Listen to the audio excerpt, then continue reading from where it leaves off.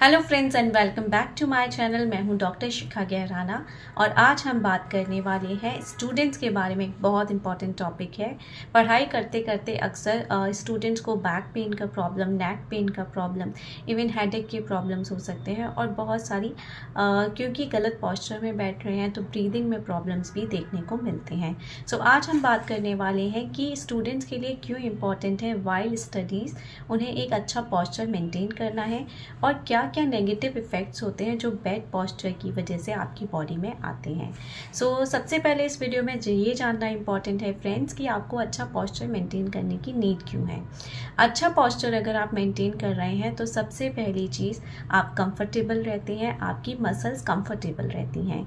Second thing, जो आपकी muscles होती हैं उन पर अप्लाई होने वाले लोड्स जो होते हैं वो कम हो जाते हैं, स्ट्रेन्स नहीं आते हैं। थर्ड थिंग जो इम्पॉर्टेंट होती है, अगर आपकी मसल्स हैप्पी पोजीशन में होती हैं तो आप अपने जिस भी टास्क पर काम कर रहे हैं उसमें आप बेटर फोकस कर पाते हैं। सो अल्टीमेटली आपकी प्रोडक्टिविटी बेटर हो जाती है। सबसे पहले बात करते हैं कि हमें किस तरह एक आइडियल सिटिंग पोजीशन को चूज़ करना होगा। आइडियल सिटिंग पोजीशन चूज़ करने के लिए सबसे पहली चीज़ है बेड पे पढ़ाई नहीं करनी है आपको। That is the most important thing जो ज़्यादातर स्टूडेंट्स करते हैं कि हम बेड पे पढ़ाई कर रहे हैं। That is the worst position for your posture, for your muscle and for your body as well. So सबसे पहले आपको एक डेस्क और चेयर अरेंज करना होगा। डेस्क की हाइट इतनी होनी चाहिए कि आपकी एल्बोज ईजीली आप अपनी डेस्क पे रख सकें। सेकेंड थिंग, जो चेयर होनी चाहिए, चेयर आपको कंफर्टेबल होना चाहिए। चेयर प्रॉपरली कुशन भी होना चाहिए। अगर आपको बैक में एक कुशन लगाने की नीड पड़ती है आप अलग से कुशन भी यूज़ कर सकते हैं। थर्ड बहुत इंपॉर्टेंट थिंग है, जब आप बैठ रहे हैं तो आपके पैर ज़मीन से टच होने चाहिए। अगर नहीं हो रहे हैं तो आप एक फुट स्टूल यूज़ कर सकते हैं और उस पर आप अपने पैर रख सकते हैं। सो आपके नी और लेग्स के बीच में जो एंगल बनेगा, जो आपकी थाई और लेग के बीच में एंगल बनेगा वो समवॉट 90 डिग्री एंगल बनना चाहिए। ये बहुत इंपॉर्टेंट होता है। आपकी बुक्स जो हैं या आप अगर मॉनिटर के थ्रू, लैपटॉप के थ्रू स्टडीज़ कर रहे हैं so that should be your I level. Books के केस में आपको थोड़ा सा आई के नीचे रखना होता है। एंड देन सबसे इम्पॉर्टेंट है, जब आप सिटिंग कर रहे हो आपने अरेंजमेंट कर लिया, बट अगर आप इस अरेंजमेंट भी स्लाउचिंग कर रहे हैं तो that is a wrong thing. So सबसे इम्पॉर्टेंट है, जब आप सिटिंग कर रहे हो, आप बैठ के पढ़ाई कर रहे हैं, डेस्क एंड चेयर पे हैं, एवरीथिंग इज़ ऑर्गेनाइज। आपको सिर्फ अपने पॉस्चर में ये ध्यान देना है कि आपको स्लाउचिंग नहीं करना है, आपको अपने आप को बहुत ज़्यादा आगे की तरफ नहीं झुकाना है और बहुत ज़्यादा पीछे भी नहीं ले जा सकते। न्यूट्रल स्पाइन पोजीशन, आपको न्यूट्रल स्पाइन पोजीशंस मेंटेन करनी है।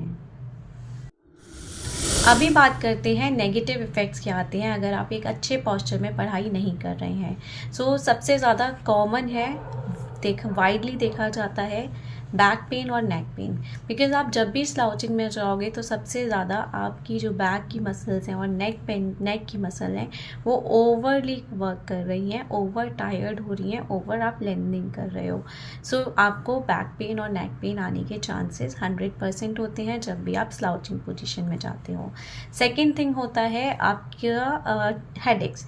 सो हेडेक्स में यहाँ पे आपको जो हेडेक्स होते हैं वो बेसिकली क्योंकि आपकी बैक की मसल, नेक की मसल टाइट होने लगी है उनकी वजह से आपको टेंशन हेडेक्स डेवलप होने लगते हैं और ये टेंशन हेडेक्स आपको बहुत ज़्यादा डिस्कम्फर्ट देते हैं।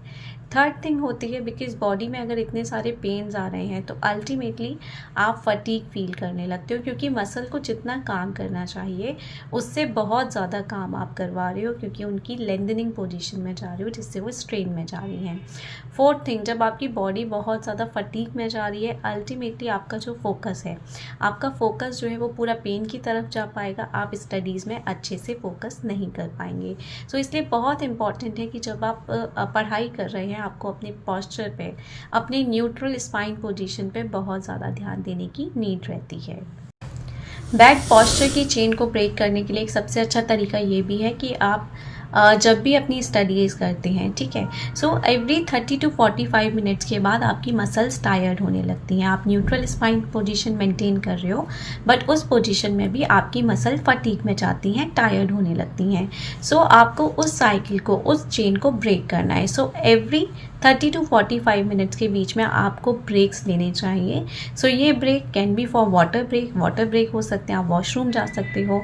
अगर आप अपनी क्लास में है so you can stand up and stretch your body, या सिटिंग में ही आप अपनी आर्म्स स्ट्रेच कर सकते हैं, आप अपने लेग स्ट्रेच कर सकते हैं। सो ये सब हेल्प करता है आपकी मसल्स की फ्लेक्सिबिलिटी बेटर करने में, आपकी ब्लड सप्लाई को बेटर करने में, अल्टीमेटली जो कि आपकी फटीग कॉजिंग जो सब्सटेंस होते हैं बॉडी में उनको वॉश आउट कर देता है। सो ये आपके लिए बहुत इंपॉर्टेंट है। So taking breaks after every 30 to 45 minutes के बीच में वो बहुत ज़्यादा इम्पॉर्टेंट रहता है। सो एंड नोट में आपको ये देना चाहूँगी कि जब हम गुड पॉस्चर की बात करते हैं वाइल स्टडिंग, सो बहुत इंपॉर्टेंट है maintaining a neutral spine. Second thing जो बहुत इंपॉर्टेंट है कि बॉडी में 30 to 45 मिनट्स में हमेशा एक टेंशन डेवलप हो जाता है, क्योंकि मसल एक ही पोजीशन को बहुत लंबे समय तक होल्ड करेंगी तो वो टायर्ड हो जाएंगी। उसके लिए आपको ब्रेक्स लेने हैं। सो 30 to 45 मिनट्स पे आपको ब्रेक लेने हैं। आई होप फ्रेंड्स अगर आप ये दो चीज़ें अपने स्टडी शेड्यूल में, स्टडी टाइम में इंक्लूड करते हैं तो आप काफ़ी हद तक आपकी हेल्थ पे जो नेगेटिव इफ़ेक्ट्स आते हैं बिकॉज ऑफ बैड पॉस्चर आप उनको अवॉइड कर सकते हैं। आई होप फ्रेंड्स ये वीडियो आपको पसंद आया होगा। वीडियो पसंद आया हो तो लाइक शेयर ज़रूर करें। अगर आप मेरे चैनल पे नए हैं और अभी तक चैनल सब्सक्राइब नहीं किया है तो चैनल प्लीज़ सब्सक्राइब कर लें। Thank you so much.